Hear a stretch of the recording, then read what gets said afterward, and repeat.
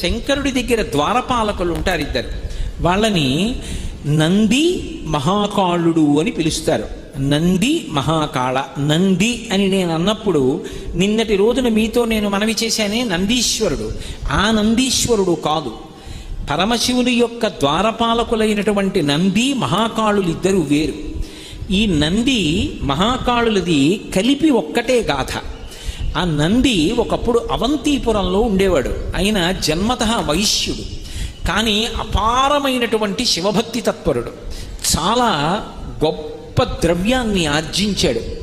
ఎంత ద్రవ్యాన్ని ఆర్జించాడో అంత శివభక్తి కలిగిన వాడు కనుక ఒక శివలింగాన్ని ఊరికి బాగా దూరంగా చివరికి వచ్చేటట్టుగా నిర్మాణం చేసి ఆ శివాలయంలో శివలింగాన్ని ప్రతిష్ఠ చేసి ప్రతిరోజు రుద్ర నమక చమకాలతో